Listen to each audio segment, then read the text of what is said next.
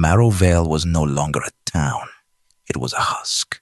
The streets were rivers of black ichor, pooling in doorways and seeping through cracked windows. The mold had claimed entire homes, its veins throbbing with a sickly glow that pulsed in time with the well's hum. Now a constant roar that drowned out thought itself. The few remaining townsfolk were shadows of themselves, their skin marbled with dark, writhing patterns, their eyes vacant as they shuffled toward the forest. The well was cooling, and they could no longer resist. Father Daniel, the last priest of Marrowvale's crumbling church, had watched the town die. He'd seen Lila march to her doom, her journal of runes clutched like a talisman, and he'd prayed for her, though he knew no god could reach this place. The church's walls were slick with the same ichor that consumed the town. Its stained glass shattered, the air thick with the stench of decay, and something older, fouler. Daniel had found Lila's journal among the pews, its pages smeared with blood and glowing faintly with runes that burned his eyes to read. A single word was scrawled on the final page, crack. He knew what he had to do. Armed with the journal, a vial of sanctified oil, and a silver cross that felt heavier than it should, Daniel staggered toward the well.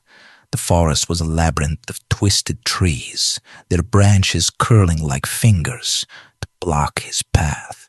The hum was a physical force now shattering his thoughts, whispering the names of the lost Clara, Ezra, Lila, and countless others in a chorus that promised oblivion.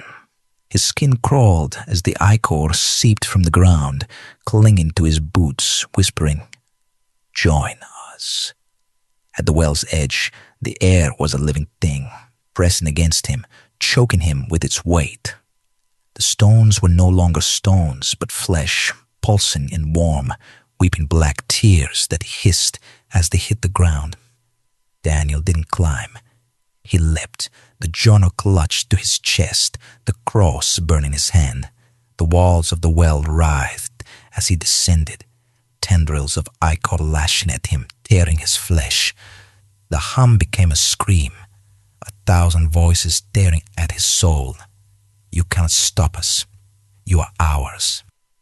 At the bottom, the lantern's light was useless, swallowed by a darkness that breathed.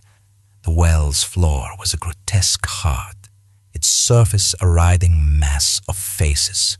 Clara's, Ezra's, Lila's, and others. Their eyes now countless, glowing with a malevolent light that pierced his mind. Their mouths stretched into voids, teeth like shards of glass, gnashing in hunger.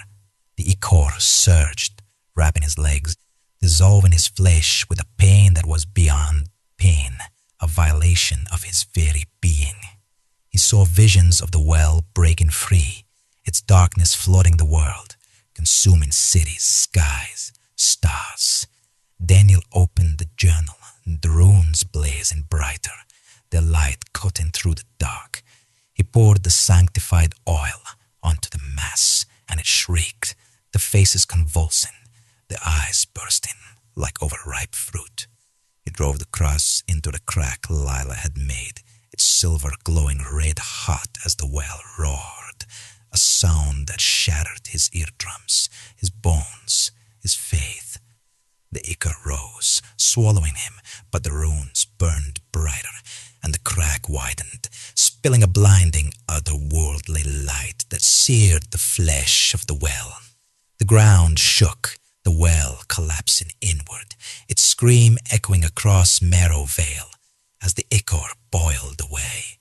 The faces dissolved, their voices silenced, but not before Daniel saw them. Clara, Ezra, Lila, their eyes free for a moment, bleeding, grateful, gone. The light consumed him, his body unraveling, his soul torn into the void. When the sun rose, Marrowvale was gone. The valley was a crater, the well sealed beneath tons of earth, its hum silenced.